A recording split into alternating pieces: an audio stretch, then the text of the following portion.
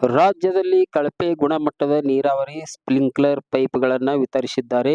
ಅದಕ್ಕಾಗಿ ಆ ಕಂಪನಿಗಳ ವಿರುದ್ಧ ಹೈಕೋರ್ಟ್ನಲ್ಲಿ ಪಿಐಎಲ್ ಸಲ್ಲಿಸಲಾಗುವುದು ಎಂದು ಅಖಂಡ ಕರ್ನಾಟಕ ರೈತ ಸಂಘದ ಜಿಲ್ಲಾ ಪ್ರಧಾನ ಕಾರ್ಯದರ್ಶಿ ಅರವಿಂದ್ ಕುಲಕರ್ಣಿ ಹೇಳಿದರು. ವಿಜಯಪುರ ನಗರದಲ್ಲಿ ನಡೆದ ಮಾಧ್ಯಮಗೋಷ್ಠಿಯಲ್ಲಿ ಮಾತನಾಡಿದ ಅವರು, ಈಗಾಗಲೇ ಸಾಕಷ್ಟು ಕ್ರಮ ಕೈಗೊಳ್ಳಬೇಕು ಎಂದು ಜಿಲ್ಲಾಡಳಿತ ಮೂಲಕ ಸರ್ಕಾರಕ್ಕೆ ಮನವಿ ಮಾಡಲಾಗಿದೆ. ಆದರೆ ಯಾವುದೇ ಕಾನೂನು ಕ್ರಮಗಳನ್ನು ತೆಗೆದುಕೊಂಡಿಲ್ಲ ಎಂದು ಸರ್ಕಾರದ ವಿರುದ್ಧ ಕಿಡಿಕಾರಿದರು.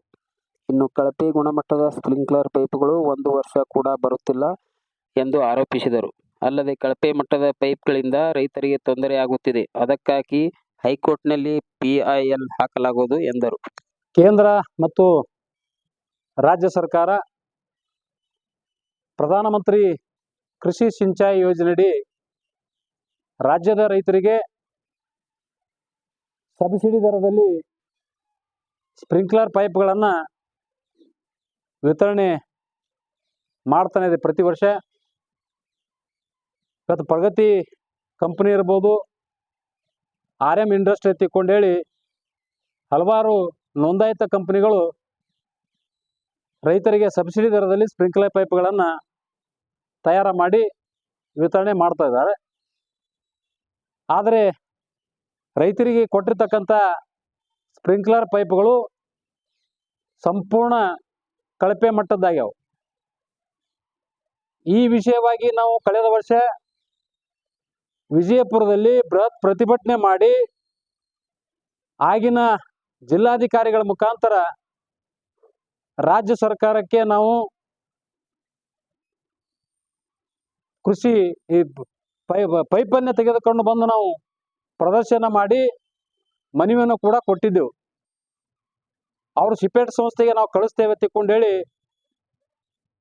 ಆಗಿನ ಕೃಷಿ ಇಲಾಖೆಯ ಜಂಟಿ ನಿರ್ದೇಶಕರು ಮಹಿಳೆಯರಿದ್ರು, ಅವರಿಗೂ ಕೂಡ ಒಂದು ಆದೇಶ ಮಾಡಿದ್ರು ಕಳಿಸ ತಿಕ್ಕೊಂಡು ಹೇಳಿ. ಆಯ್ತು, ನಾವು ಸಿಪೆಟ್ ಸಂಸ್ಥೆಗೆ ಇದನ್ನ ಲ್ಯಾಬ್ ಟೆಸ್ಟಿಗೆ ಕಳಿಸ್ತೀವಿ ಅಂತ ಹೇಳಿದ್ರು. 1 ವರ್ಷ ಆದರೂ ಕೂಡ ಇಲ್ಲಿವರೆಗೂ ಕೂಡ ಆ ಕಳಪೆ ಸ್ಪ್ರಿಂಕ್ಲರ್ ಪೈಪ್ ಬಗ್ಗೆ ಯಾವುದೇ ರೀತಿ ಲ್ಯಾಬ್ ಟೆಸ್ಟ್ ಆಗಿ ತನಿಖೆಯಾಗಿ ಬಂದಿಲ್ಲ. ಸರ್ಕಾರ ಕೂಡ ಈ ದಿಶೆಯಲ್ಲಿ ಸಂಪೂರ್ಣ ಮೌನ ವಹಿಸಿದೆ. ನಾವು ಸರ್ಕಾರದ ಈ ಒಂದು ರೈತ ವಿರೋಧಿ ಮತ್ತು ರೈತರಿಗೆ ಒಂದು ದೊಡ್ಡ ಪ್ರಮಾಣದ ಮೋಸ ನಡೆದಿದೆ. ಇಡೀ ರಾಜ್ಯಾದ್ಯಂತ ಒಂದು ದೊಡ್ಡ ಮಾಫಿಯಾ ನಡೆದಿದೆ. ಈ ವಿಷಯದಲ್ಲಿ ದೊಡ್ಡ ಮಾಫಿಯಾ ನಡೆದ ಸುಮಾರು ಸಾವಿರಾರು ಕೋಟಿ ರೂಪಾಯಿ ಇದರಲ್ಲಿ ದೊಡ್ಡ ಪ್ರಮಾಣದಲ್ಲಿ ಭ್ರಷ್ಟಾಚಾರ ನಡೆಯದ.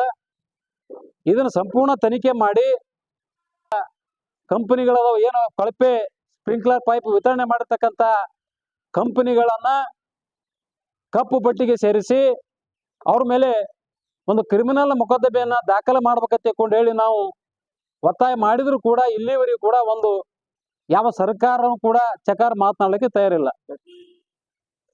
ಸರ್ಕಾರದ ಒಂದು ವಿಳಂಬ ನೀತಿನೋ ಅಥವಾ ಸರ್ಕಾರನೇ ಕೃಷಿ ಇಲಾಖೆಯ ಉನ್ನತ ಅಧಿಕಾರಿಗಳು, ಕೃಷಿ ಸಚಿವರು, ಒಟ್ಟಾರೆ ಸರ್ಕಾರ ಇದರಲ್ಲಿ ಶಾಮೀಲಾಗ್ಯಾರ.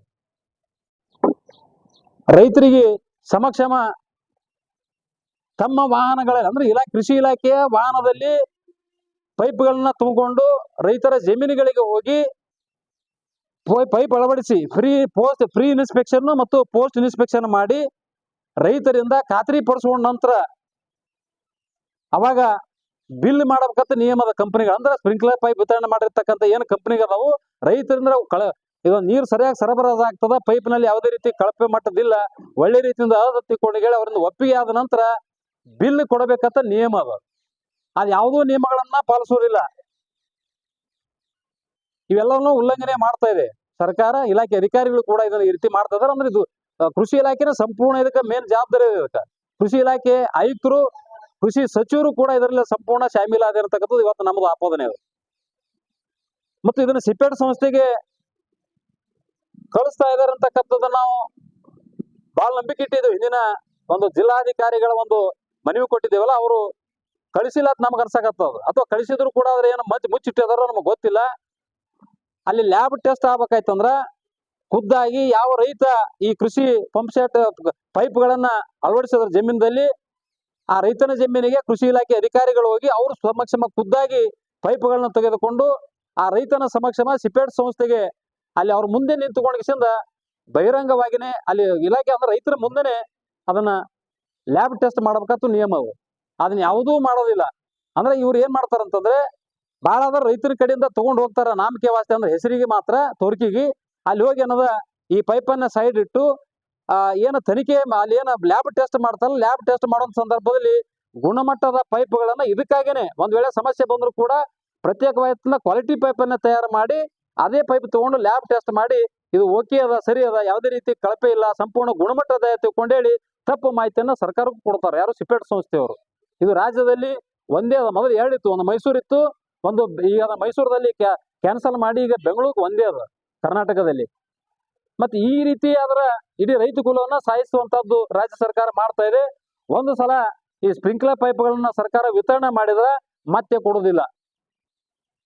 ಮತ್ತೆ SC SC ಅಂದ್ರೆ ದಲಿತ ಜನಾಂಗಕ್ಕೆ 7 ವರ್ಷಕ್ಕೊಮ್ಮೆ ಕೊಡ್ತಾರಂತಕ್ಕಂಥದ್ದು ಸರ್ಕಾರದ ನಿಯಮ ಅದ. ಮತ್ತೆ ಇಷ್ಟೇ ದೊಡ್ಡ ಪ್ರಮಾಣದ ಭ್ರಷ್ಟಾಚಾರ ನಡೆದ್ರು ಕೂಡ ಈ ಇಲಾಖೆಗಳು ಯಾಕೆ ಸುಮ್ಮನೆ ಕುತ್ಕೊಂಡಿದ? ಇವು ಇದರಲ್ಲಿ ಏನದ? ಇದು ದೊಡ್ಡ ಮಾಫಿ ಅದ. ಸಾವಿರಾರು ಕೋಟಿ ರೂಪಾಯಿ ಇದು ರೈತರಿಗೆ ಇವತ್ತು ಪಂಗನಾಮ ಹಾಕುವಂತ ಕೆಲಸ ಮಾಡ್ತಾರ. ಮತ್ತೆ ಈ ಸರ್ಕಾರ ಇದ್ರ ಬಗ್ಗೆ ಗಂಭೀರವಾಗಿ ಈ ಪ್ರಕರಣ ತೆಗೆದುಕೊಳ್ಬೇಕು. ಈ ಎರಡು ಇಲಾಖೆಗೆ ನಾವು ಕೊಟ್ಟರು ಕೂಡ ಕೆಲಸ ಮಾಡಿಲ್ಲ. ಅನಿವಾರ್ಯ ಪರಿಸ್ಥಿತಿ ಒಳಗೆ ನಾವು ಅಖಂಡ ಕರ್ನಾಟಕ ರೈತ ಸಂಘದ ಒಂದು ವತಿಯಿಂದ ಕರ್ನಾಟಕ ಉಚ್ಚ ನ್ಯಾಯಾಲಯದಲ್ಲಿ ಬೆಂಗಳೂರಿನಲ್ಲಿ ನಾವು ಸಾರ್ವಜನಿಕ ಹಿತಾಸಕ್ತಿ ಅಂದ್ರೆ PIL ಅನ್ನ ಹಾಕಲಿಕ್ಕೆ ನಾವು ತೀರ್ಮಾನ ತಗೊಂಡಿದ್ದೇವೆ. ಈ ವಾರದಲ್ಲಿ ನಾವು ಹೈಕೋರ್ಟ್ನಲ್ಲಿ ದಾವವನ್ನ ದಾಖಲಿಸಿ ಇದರಲ್ಲಿ ಲೋಕಾಯುಕ್ತ, CBI ಮತ್ತು ಕರ್ನಾಟಕ ಸರ್ಕಾರ ಅದರಲ್ಲಿ ಕೃಷಿ ಇಲಾಖೆ ಒಳಗೊಂಡಂತೆ ನಾವು ದಾವೆಯನ್ನ ಮಾಡಿ ನಾವು ನ್ಯಾಯಾಂಗದಲ್ಲಿ ಹೋರಾಟವನ್ನ ಮಾಡಲಿಕ್ಕೆ ನಾವು ಈಗಾಗಲೇ ನಮ್ಮ ಸಂಘದ ವತಿಯಿಂದ ತೀರ್ಮಾನ ಮಾಡಿಕೊಂಡಿದ್ದೇವೆ.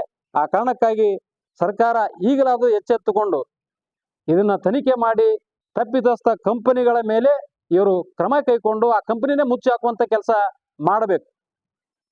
ಯಾಕಂದ್ರೆ ರೈತರಿಗೆ ದೊಡ್ಡ ರೀತಿಯಿಂದ ಮೋಸ ಅದ. ರೈತರಿಗೆ ಮೋಸ ಮಾಡಿದ್ರೆ ಯಾರಿಗೆ ಉಳುಗಾಲ ಇಲ್ಲ. ಮೊದಲೇ ಭೀಕರ ಬರಗಾಲದಿಂದ ತತ್ತಂತ ರೈತರಿಗೆ ಇವತ್ತು ಇಲಾಖೆಗಳು ದೊಡ್ಡ ಪ್ರಮಾಣ ಮೋಸ ಮಾಡಿ ಇವತ್ತು ನಾಯಿ ಕೊಡೆಯಂಗೆ ಹುಟ್ಕೋತಾ ಕಂಪನಿಗಳು ಹುಟ್ಕೋತಾ ಇದಾವೆ. ಇವೆಲ್ಲ ಪರ್ಮಿಷನ್ ಯಾರು ಕೊಟ್ರು, ಯಾವ ರೀತಿ ಕೊಟ್ರು? ಮತ್ತೆ ಇವರು ಕಳಪೆ ಮಟ್ಟದ ತಯಾರು ಮಾಡಿಕ್ಕೆ ಸರ್ಕಾರ ಇವತ್ತು ಅವರಿಗೆ ಒಂದು ಕುಮ್ಮಕ್ಕ ಕೊಡುವಂತದ್ದು. ಅಂದ್ರೆ ಇದು ಕೋಟಿ ಹಣವನ್ನ ಇವತ್ತು ಇಲಾಖೆ ಅಧಿಕಾರಿಗಳಿರ್ಬೋದು, ಕೃಷಿ ಸಚಿವರು ಶಾಮೀಲಾಗಿದ್ದಾರೆ ಸಂಪೂರ್ಣ.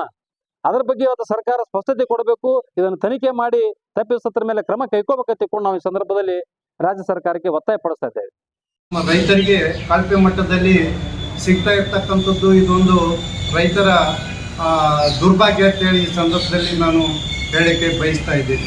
ಯಾಕೆಂದರೆ ಬಹುತೇಕವಾಗಿ 2023ರಲ್ಲಿ ಕೃಷಿ ಸಚಿವರಾಗಿರ್ತಕ್ಕಂಥ BC ಪಾಟೀಲರು ಈ ಒಂದು ಕೃಷಿ ಇಲಾಖೆಯನ್ನೇ ಹೆಚ್ಚು ದುರ್ಬಳಕೆ ಮಾಡಿಕೊಂಡಿರ್ತಕ್ಕಂಥ ಯಾರಾದರೂ ಕೃಷಿ ಸಚಿವರಿದ್ರ ಅದು BC ಪಾಟೀಲ್ ಅಂತೇಳಿ ಈ ಸಂದರ್ಭದಲ್ಲಿ ಹೇಳಕ್ಕೆ ನಾನು ಬಯಸ್ತಾ ಇದ್ದೀನಿ. ಯಾಕೆಂದರೆ ಹಿಂದೆ ವಿತರಣೆ ಆಗ್ತಿರ್ತಕ್ಕಂಥದ್ದು ಬಹುತೇಕವಾಗಿ 2013ರಿಂದ 2018 ಅದಕ್ಕಿಂತ ಪೂರ್ವದಲ್ಲಿ ಉತ್ತಮವಾಗಿರ್ತಕ್ಕಂಥ ಗುಣಮಟ್ಟಿನ ಸ್ಪ್ರಿಂಕ್ಲರ್ ಪೈಪ್ಗಳು ಇವತ್ತು ರೈತರಿಗೆ ವಿತರಣೆ ಮಾಡಲಾಗ್ತಾ ಇತ್ತು. ನಾವು ಉದಾಹರಣೆಗೆ ಹೇಳ್ಬೇಕಾದ್ರೆ ಈ ಜೈನ್ ಮತ್ತು ಕೊಠಾರಿ ಅಂತಕ್ಕಂಥ ಪೈಪ್ಗಳು ಇವು ತುಂಬ ರೈತರಿಗೆ ಉಪಯುಕ್ತವಾಗಿರ್ತಕ್ಕಂಥ ಪೈಪ್ಗಳು. ಆದರೆ ಇತ್ತೀಚಿನ ದಿನಗಳಲ್ಲಿ ಇವತ್ತು ಅನೇಕ ಕಂಪ್ನಿಗಳು ನಾಯಿ ಕೊಡಿಯಂತೆ ಬೆಳೆದು ಇವತ್ತು ಸ್ಪರ್ಧೆ ಮಾಡ್ತಾ ಇದ್ದೇವೆ.